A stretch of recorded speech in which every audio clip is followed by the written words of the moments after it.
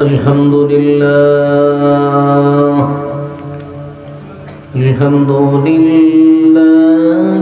الأكرم الذي خلق الإنسان وكرم وعلمه من البيان ما لم يعلم فسبحان الذي لا يحصى امتنانه باللسان ولا بالقلم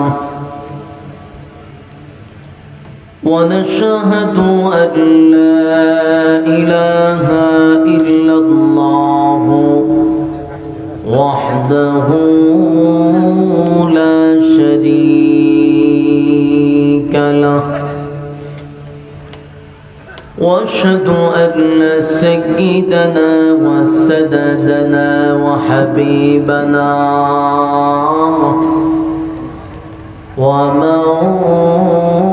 ومولانا محمدا عبد الله ورسوله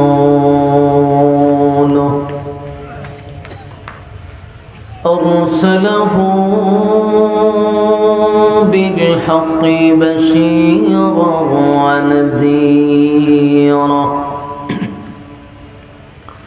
وداعيا إلى الله بإذنه وسراجا منيرا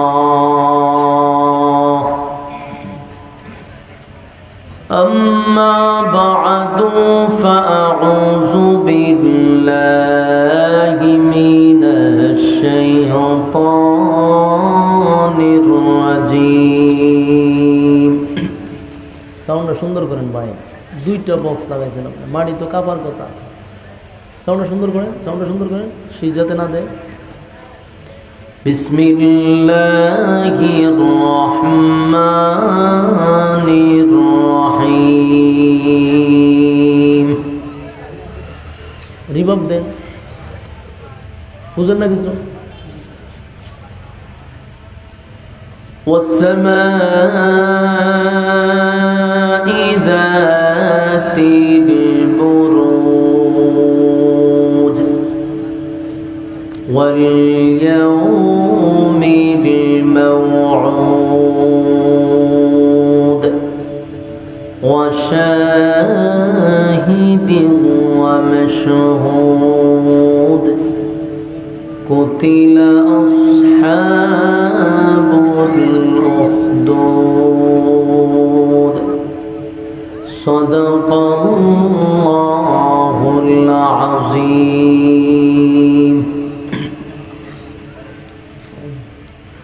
وصدق رسوله النبي الكريم ونحن على ذلك من الشاهدين والشاكرين والحمد لله رب العالمين। درود شريف পড়েন। اللهم صل على محمد وعلى آل محمد। কিটা করতে হবে? সাউন্ডটা তো হইল না মন মতো, বক্সের সাউন্ডটা তো রিভার্ব দেন, অথবা একটা বক্সটা কেন আনা হইলো? বক্সের তো কিছু কারিশমা আছে, এটা তো দেখাইতে হবে আপনি, এটা তো আউটফুটের সাউন্ডের মতো দেওয়া রাখছেন। হালকা একটু ইকো দেন। বক্স আনলো যেই কারণে, এটা তো পাইতেছে না। اللهم صل على محمد وعلى آل محمد كما صليت على إبراهيم وعلى إنك حميد مجيد اللهم بارك على محمد وعلى محمد كما باركت على إبراهيم وعلى मेरा दिल तलबे रहा है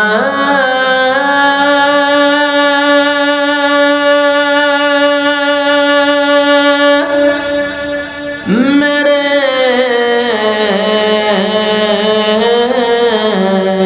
जलने रहा है सीना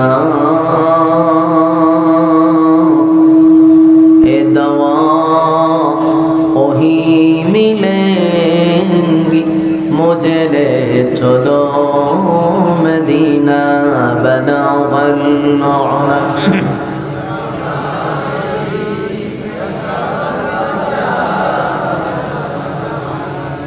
حسنت جميعا সিস্টেম বন্ধ করে সিস্টেম বন্ধ করে সিস্টেম মাইক একটা বন্ধ করে بلغ العلا بكماله ভাই আল্লাহর না থাক বুঝছি আর হইব না এটা যেটার হয় না এটা কোনো সময় হয়নি যা বুঝার আমি বুঝছি আর ধরেন না بلغ العلا بكماله كشف التجى بجماله حسنت جميع خصاله صلوا عليه مدينة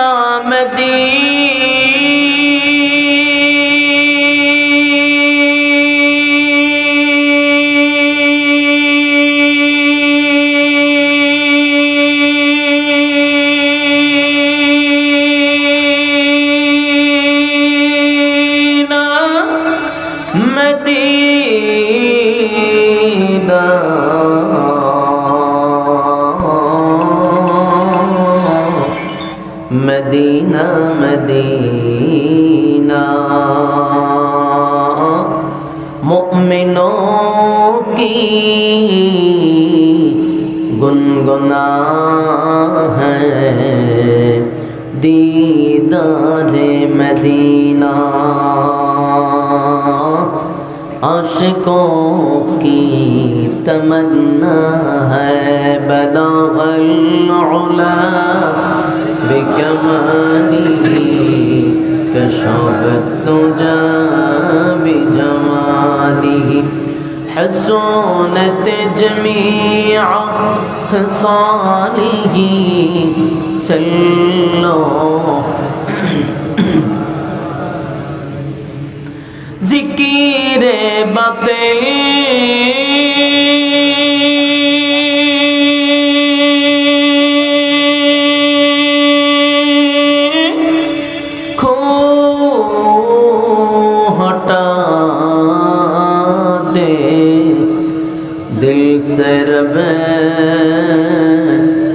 जिक्र में तेरे लगा दे रोज शाबिला इलाहा প্যান্ডেলে মাইক কটা দিছেন হ্যাঁ কটা পুরা প্যান্ডেলের ভিতরে দুইটা মোট 4টা দিছেন আপনারা মাইকের আগে সেটিং শিখেন তারপরে এই কাজগুলো তাইছেন যে সবচেয়ে বড় সমস্যা আপনাদের এখানে 8টা মাইক লাগে না হলে 6টা মাইকের একবার মাসবি লাগে আপনি 4টা মাইক দিয়ে বসে রয়েছেন তো পুরো প্যান্ডেলটা কাভার দিবেন কেন আপনি বক্স দিয়া আগে শিখেন এগুলো নিয়ে যে যে কাজ করবে এই কাজ আগে শিখতে হয় বক্তাগুলো গলার 12টা বাজে দেন আপনারা মাত্র 2টা 4টা মাইক দিচ্ছে এখানে 6টা মাইক লাগে সর্বনিম্ন 8টা মাইক লাগে لا إله إلا الله لا إله لا إله إلا الله لا إله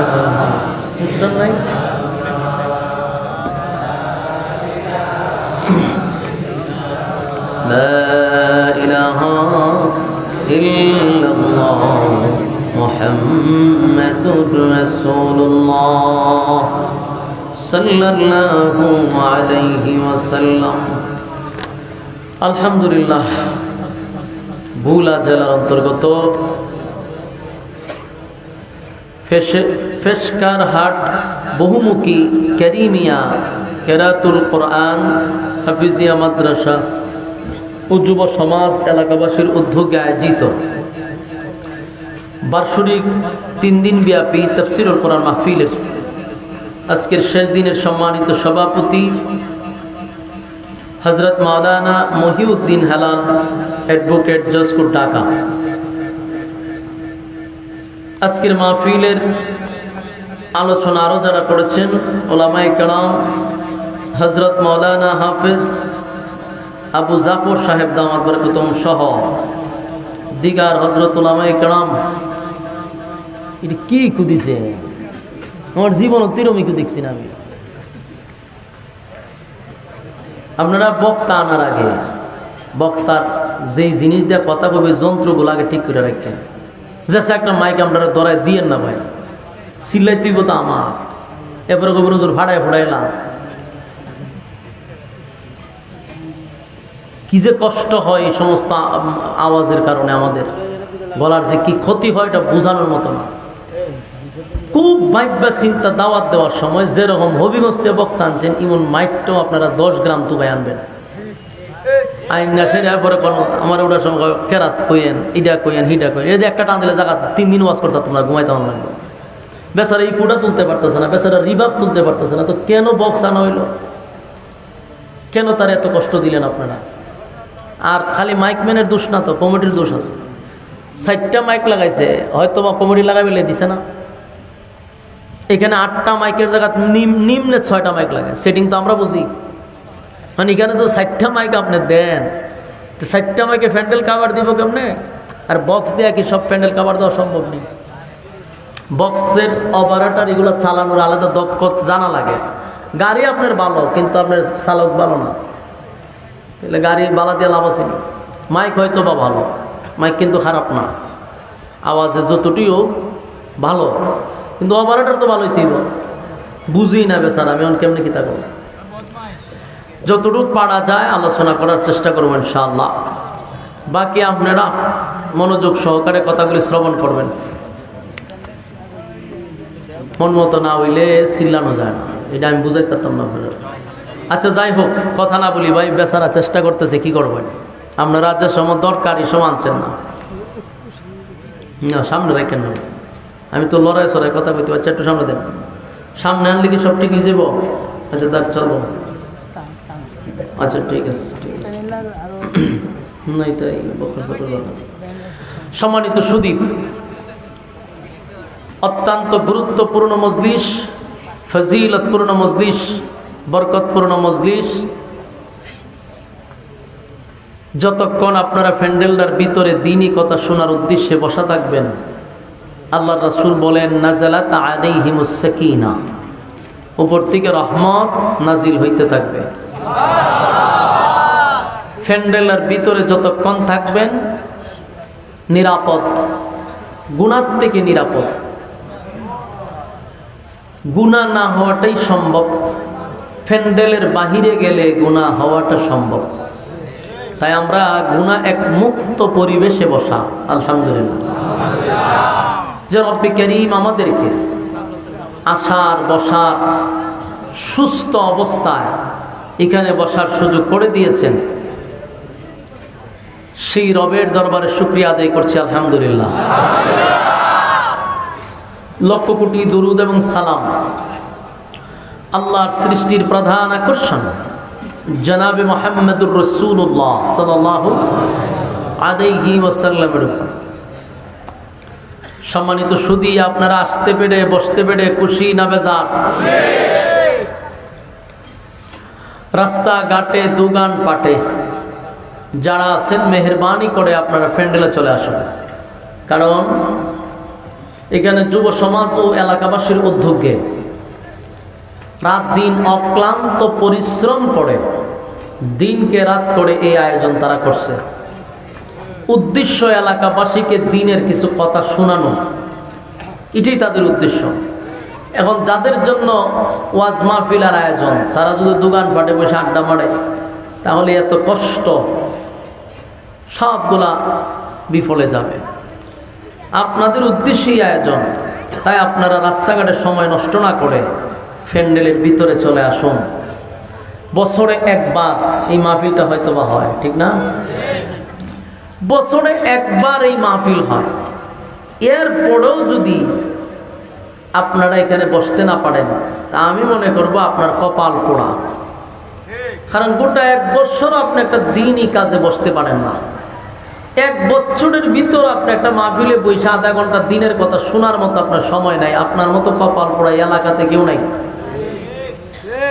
আর যারা এখানে বসছেন, সমস্ত ব্যস্ততাকে পিছনে রেখে মূল্যবান সময় নষ্ট করে এখানে বসছেন, মনে করবেন আল্লাহ আপনাদেরকে ভালোবাসে। আল্লাহ যদি ভালো না বাসত, তা আপনার এই প্যান্ডেলের ভিতরে আল্লাহ বসার সুযোগ করে দিত না, ঠিক নেই? ভালোবাসে, এই জন্য আল্লাহ এখানে বসার সুযোগ করে দিছে। বাকি সময়টুকু মোনাজাত পর্যন্ত ধৈর্যের সাথে কথাগুলি শ্রবণ করতে পারবো তো ইনশাআল্লাহ। সম্মানিত সুধী, আমি আপনাদের সামনে মহাগ্রন্থ আল কোরআন থেকে 114টি সূরার মধ্যে 85 নাম্বার সূরা সূরা বুরুজ থেকে আপনাদের সামনে কয়েকখানা আয়াত কারিমা তেলাওয়াত করছি। এখানে লেখা হলো তাফসীরুল কোরআন মাহফিল, তাই এই দিক খেয়াল করে আমি সূরা বুরুজ থেকে আপনাদের সামনে তেলাওয়াত করছি। তাফসীরের হাইসিয়তেই কথাগুলি বলার চেষ্টা করব ইনশাআল্লাহ। বাকি ওয়াজ শুরুর আগে আপনাদের ব্যাপারে কিছু কথা আমারও বলা দরকার, কিছু কর্মসূচি দেওয়া দরকার। প্রথম নম্বর কথা হলো, আপনারা হইলেন বরিশালের মানুষ, বোলা, আর আমি হলাম সিলেট হবিগঞ্জের মানুষ। অনেক দূরত্ব আপনাদের মধ্যে আর আমাদের মধ্যে, ভাষাগত দিক দিয়া, ঠিক না? তো আমি বাংলাদেশের 64 জেলা আমার ঘোরা হয়ে গেছে। তো যেখানেই যাই আমি কিন্তু আমার সিলেটের ভাষায় কোনো কথা আসলে বলি না। কেন বলি না? যাতে মানুষ কথাগুলি বুঝতে পারে। কারণ আমাদের সিলেটের ভাষায় ওয়াজ করলে তো শ্রোতারা এটা এক ধরনের খবর জিয়ারতের মতো হয়ে যাবে। আর এটা অনেক ভাষা, আর একটা হলো কক্সবাজারের ভাষা। এই দুই ভাষা বড় মারাত্মক ভাষা বাংলাদেশের মধ্যে। আমি ওই কারণেই ভাষা চেঞ্জ করে যতটুকু পারা যায় আপনাদেরকে বোঝানোর মতো ভাষা আমি আপনাদের সামনে প্রয়োগ করার চেষ্টা করতেছি। কিন্তু এখন আপনারা যে আমার ভাষা বুঝবেন অথবা বুঝেন, এটা বোঝানোর জন্য আমাকে মাঝে মধ্যে হ্যাঁ না ঠিক বেঠিক সুবহানাল্লাহ আল্লাহু আকবার যেখানে যেটা বলা লাগে বলতেই হবে। পারবেন তো ইনশাআল্লাহ? মাশাআল্লাহ। আপনারা যদি আমার সাথে কথা বলেন, আওয়াজ দেন, তাহলে কথা বলার আগ্রহ তৈরি হবে, কথা বলার জজবা তৈরি হবে। তাই মাঝে মধ্যে একটু কথা টথা কইয়েন। বোলার মানুষ, আপনারা বোলাতে আমি আরো কয়েকবার আসছি, অত্যন্ত ভালো লাগছে আপনাদের এই বোলাতে আসার পরে। আমি আরো কয়েকবার রাতে থাকছি, থাইকা ঘুরছি। বোলার মানুষ, সন্দ্বীপের মানুষ, সেন্ট মার্টিনের মানুষ, যত দ্বীপের মানুষ আছে এগুলা মদিনার মানুষের মতো। আমার অনেক ভালো লাগে আপনাদের আচার ব্যবহার, আপনাদের মন মানসিকতা অনেক ভালো। আল্লাহ তাআলা আপনাদেরকে দিনের জন্য কবুল করছে, আরো কবুল করুক, আমিন। যদিও অনেক দূরে, কিন্তু এরপরে আসি, কারণ বোলার মানুষ ভালো। নাইলে আপনারা যে প্রোগ্রাম আজকে তারিখ দিছি, এই তারিখে আমি নারায়ণগঞ্জ, নরসিংদী 2টা-3টা করে বাসাত যাই। প্রতিদিন আমরা 2টা-3টা প্রোগ্রাম করি। কাছাকাছি আবার বাসাত গিয়ে ঘুমাই থাকতে পারি। এত দূর তো মাহফিল করার দরকার নেই। এখানে একটাই আশা, মহব্বত নিয়ে। এই ডেটটা যে কোনো জায়গায় তো দেওয়া যেত নাকি? না, অভাব ছিল। ঢাকার ভিতরেই 2টা-3টা লাগানো যায়। এত দূর আসা কি দরকার? সব জায়গায় যাই, কারণ মাঝে মধ্যে কিছু জায়গা ভালো লাগে। আপনারা এখানে আসছি, আলহামদুলিল্লাহ। আল্লাহ তাআলা আপনাদের হায়াতে আমলে বরকত দান করুক, আমিন। তো আমি আপনাদের সামনে মহাগ্রন্থ আল কোরআন থেকে সূরা বুরুজ থেকে তেলাওয়াত করছি। বুরুজের কয়েকখানা আয়াতে কারিমা তেলাওয়াত করছি। বুরুজ শব্দের অর্থ হইল নক্ষত্র, তারকা। তো এই সূরাটি আল্লাহ নাজিল করছে মক্কায়, তাই এটা মাক্কি সূরা। হিজরতের আগে যত সূরা নাজিল হয়েছে সবগুলা মাক্কি সূরা। তো এই মাক্কি সূরা মক্কায় নাজিল হয়েছে। প্রশ্ন হলো এই সূরাটা কেন নাজিল হইল? নাজিল হওয়ারও কিছু কারণ আছে। এই সূরা নাজিল হওয়ার কারণটা কি, তার প্রেক্ষাপট কি, তার অবস্থান কি, যেটাকে আমরা তাফসীরের ভাষায় বলি শানে নজুল, মানে নাজিলের কারণ। এই সূরাটি নাজিল হয়েছিল নির্যাতিত মুসলমানদেরকে সান্ত্বনা দেওয়ার জন্য। বলুন, কাদেরকে সান্ত্বনা দেওয়ার জন্য? নির্যাতিত মুসলমানদেরকে সান্ত্বনা দেওয়ার জন্য আল্লাহ সূরা বুরুজ নাজিল করছে। তাহলে নির্যাতিত কারা, এই বিষয়টা আমাদের বাড়ি করা দরকার। নির্যাতিত কারা? রাসূল সাল্লাল্লাহু আলাইহি ওয়াসাল্লাম যখন কালেমার দাওয়াত মানুষের কানে কানে পৌঁছায়া দেওয়া শুরু করলেন, লা ইলাহা ইল্লাল্লাহ মুহাম্মাদুর রাসূলুল্লাহ সাল্লাল্লাহু আলাইহি ওয়াসাল্লাম, লা ইলাহা ইল্লাল্লাহ, আল্লাহ ছাড়া কোনো মাবুদ নাই, কোনো ইলাহ নাই। আর মুহাম্মাদুর রাসূলুল্লাহ, উনি শুধু মুহাম্মদ না, উনি রাসূলুল্লাহ সাল্লাল্লাহু আলাইহি ওয়াসাল্লাম। এই দাওয়াত রাসূল যখন দেওয়া শুরু করলো, আর রাসূল বলতে লাগলো, আজকের থেকে তোমরা এই গাছের পূজা বাদ দাও, মূর্তির পূজা বাদ দাও, মাটির পূজা, দেবতার পূজা বাদ দাও, এগুলো সব সৃষ্টি, আজকের থেকে তোমরা গোলামি করবা স্রষ্টার, যিনি সমগ্র সৃষ্টি জগৎকে উনি সৃষ্টি করলেন, আমাদেরকেও নিয়ামত দিয়ে উনি লালন পালন করেন, যার কোনো শরীক নাই, যার কোনো ইলাহ নাই, সেই রবের গোলামি তোমরা করো। আর আমাকে শুধু মুহাম্মদ বলি সীমাবদ্ধ রাখবা না, আমাকে বলতে হবে মুহাম্মাদুর রাসূলুল্লাহ, আমি খাতামুন নবিয়্যিন, আমার পরে আর কোনো নবী রাসূল আসবে না। মক্কার মানুষ কয় সর্বনাশ, জীবনভর তারে আমরা আল আমিন বললাম, উপাধি দিলাম সত্যবাদী হিসাবে, আর মক্কার মানুষ আব্দুল্লাহর পুত্র মুহাম্মদকে বড় ভালোবাসে, বড় মহব্বত করে। কিন্তু তুমি যে আমাদেরকে এমন কিছু মেসেজ দিবা, সেটা আমরা কল্পনাও করি নাই। আমরা বাপ দাদার ধর্মের বিরুদ্ধে কথা বলবা, আমাদের দেব দেবীর বিরুদ্ধে কথা বলবা, এটা আমরা ভাবি নাই। তাই তোমাকে আমরা সাবধান করে দিলাম, নেক্সট টাইমে তুমি আমাদেরকে আমাদের দেব দেবী নিয়ে কোনো কথা বলবা না। এই কথাগুলি বেঈমানরা রাসূলকে বলতেছে যে আমাদেরকে তুমি এই ধরনের কোনো খোদার দাওয়াত দিও না, তুমি তোমার মতো চলতে থাকো।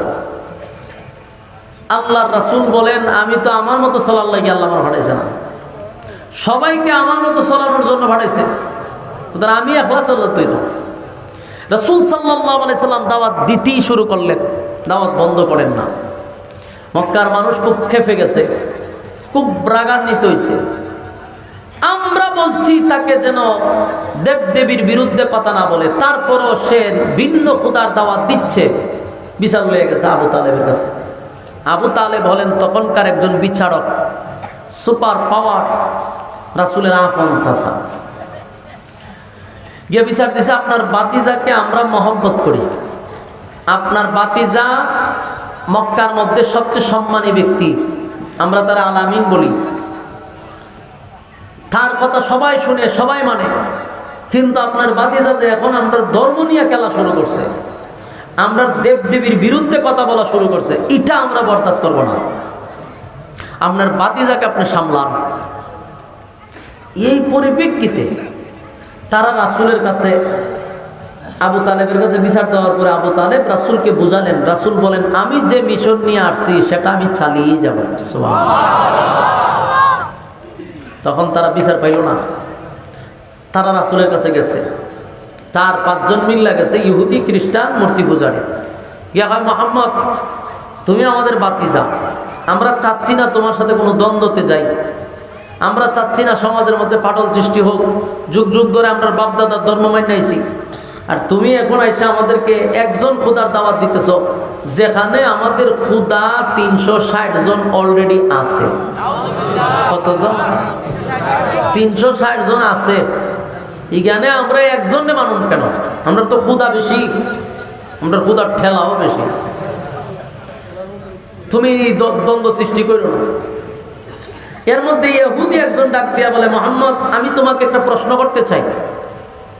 প্রশ্নটা হলো, আমরা তো সবাই খোদা মানি, তুমি নতুন করে কেন খোদার দাওয়াত দিচ্ছ? এরা যে খোদা মানে, এটা কি এক খোদা মানে না বহু খোদা মানে? এরা তো বহু খোদা মানে। এই জন্য রাসূল তাদেরকে আসল রবের সাথে পরিচয় করে দিতে চাচ্ছেন। কিন্তু ইহুদিরা কয়, আমরা তো খোদা মানিও। কথা, আপনারা কি এগুলারে খোদা মানেন? না, কারে মানেন? খোদা একজন আছে, তুমি যে খোদাকে মানো আমরা সেই খোদাকে মানি, তবে এই খোদার সাথী সঙ্গী হলো এইগুলা। সব হিন্দুরাও দেখবেন মাঝে মাঝে, আপনারা হিন্দু আছেন এলাকায়? আমাদের এলাকায় হিন্দু আছে, আমার বাড়ির পাশে চতুর্দিকে হিন্দু। এরা কাছে গেলে এরাও উপর আল্লাহ সব করে। আমি একজন হিন্দুর যে গেলাম, উপরে কি দেখাইছে? আসল জন্তু উপরে। চিন্তা করেন, কিন্তু আমার বাড়ির পাশেই হিন্দু মানুষ, ডাক্তার। তা গেলেই কোনো প্রেসক্রিপশন দিতে গেলে লিখা দিয়ে দেয়, আমরা ওষুধ দেয় না, এটা কিনা নিয়ে আসে। তাই উপরওয়ালা ভালো করবে, উপরওয়ালা ভালো করবে। তা আমি একদিন কইলাম যে, দাদা উপরওয়ালা যে কম, কিতা দেখান উপর দিয়ে, কি দেখাইতেছে? হয় যে উপরে তো একজন আছে, উনি ভালো করবে। আমি করতে, উনারা তো আমরা মানি, আপনারা তো মানুন এগুলারে। হয় না, মেইন তো হইল উনি। তাই আমি ওইগুলা কিতা, ওইগুলো হইল ওনার সাথী সঙ্গী। এগুলো হইল ওনার সাথী সঙ্গী।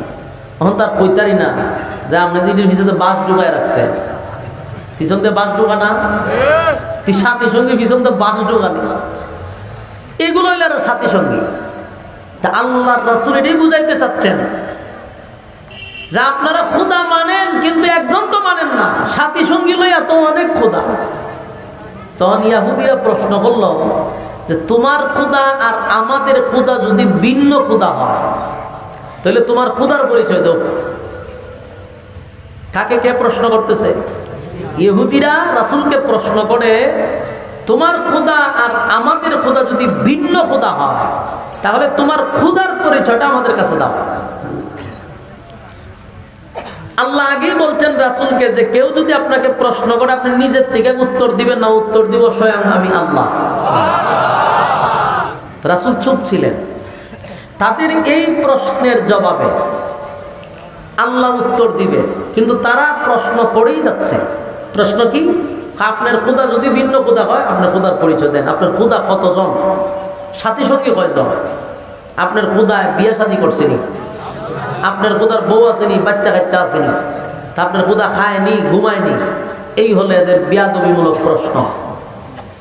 তাদের এই বিয়াদবিমূলক প্রশ্নের জবাবে আল্লাহ আরেকটা সূরা নাযিল করেছিল, এটা হলো সূরা ইখলাস, কুল ফাল্লাহ সূরা। এই সূরা নাযিল করে এরা এই প্রশ্নের জবাব দিছে, কুল হুয়াল্লাহু আহাদ। কুল হুয়াল্লাহু আহাদ, নবী আপনি বলুন আমি আল্লাহ একক। এখানে কুল হুয়াল্লাহু ওয়াহিদ বলে নাই, আহাদ বলছে। যদি ওয়াহিদ বলতো তাহলে এক হইতো, আর আল্লাহ যদি হয়তো আমি এক, তাহলে একের পরে সবসময় সংখ্যা বাড়ে। একের পরে 2, 2 এর পরে 3, আছে না নাই? কিন্তু আল্লাহ এখানে এক বলে নাই, আল্লাহ বলছেন একক। এককের পরে কোনো শব্দ আসেনি। আল্লাহ বলেন আমি একক, অদ্বিতীয়, আমার পরে আর কেউ নাই, আমার কোনো অংশীদার নাই, আমার কোনো ইলাহ নাই। এটা তাদের প্রথম প্রশ্নের জবাব। কুল হুয়াল্লাহু আহাদ, নবী আপনি বলুন আমি একক, অদ্বিতীয়। আল্লাহুস সামাদ, আমি অমুকাফিক্কি, আমি নিজেই স্বয়ং সম্পূর্ণ। আমি কারো কাছে আমার উপরে সবাই নির্ভর করে, আমি কারো কাছে নির্ভর করি না। আমি স্বয়ং সম্পূর্ণ, আল্লাহুস সামাদ, আমি অমুকাফিক। লাম ইয়ালিদ ওয়া লাম ইউলাদ, আমি কারো কাছ থেকে জন্ম নেই নাই, আমি আল্লাহ কাউকে জন্ম দেই নাই। তাহলে তাদের প্রশ্ন করছিল আপনার আল্লাহর বউ আসেনি, বাচ্চা কাচ্চা আসেনি? আল্লাহ বলেন লাম ইয়ালিদ ওয়া লাম ইউলাদ, আমি কারো কাছ থেকে জন্ম নেই নাই, আমি কাউকে জন্ম দেইও নাই। কথা বুঝতেছেন?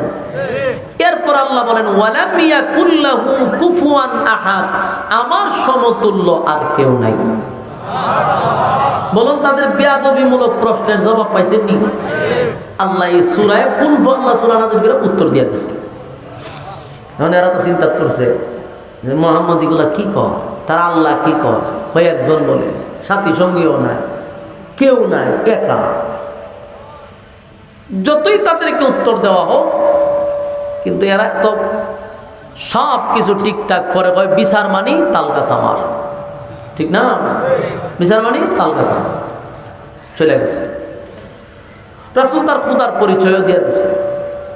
শেষ পর্যন্ত তারা এই রাসূলের পিছ ছাড়ে নাই। আল্লাহ রাসূলকে তারা বিভিন্ন ভাবে দাওয়াত থেকে আটকানোর চেষ্টা শুরু করলো। আবু তালেব যতদিন বেঁচে ছিল তারা রাসূলের উপরে আক্রমণ করে নাই। তখন কি করলো? সাহাবায়ে কেরামদের উপরে নির্যাতন শুরু করলো। যারা কালেমা পড়তেছে নতুন নতুন, সবগুলো তো গরিব, কৃতদাস, গোলাম, সব গরিব। এরা ধীরে ধীরে মার শুরু করছে। কিসের অপরাধে? কালেমা গ্রহণ করার অপরাধে, এক আল্লাহর উপরে ঈমান আনার অপরাধে। নির্যাতন কারে কয়? নির্যাতনের স্টিম রুলার চাপায়া দিছে। যেখানে পায় সেখানে মারে, যেখানে পায় সেখানে মারে। বলুন কিসের অপরাধে? লা ইলাহা ইল্লাল্লাহু মুহাম্মাদুর রাসূলুল্লাহ সাল্লাল্লাহু আলাইহি ওয়াসাল্লাম। লা ইলাহা ইল্লাল্লাহ, আল্লাহ ছাড়া কোনো মাবুদ নাই, কোনো ইলাহ নাই। এই কথার উপরে ঈমান আনার কারণে আবু জাহেল, আবু লাহাব, উতবা, সায়বা, মক্কার সবচেয়ে বড় বড় লিডারগুলি গোটা মক্কা নগরীতে চতুর্দিকে অভিযান চালাইল। যারা কালেমা পড়বে তাদেরকে ধরে ধরে তারা হত্যা করবে।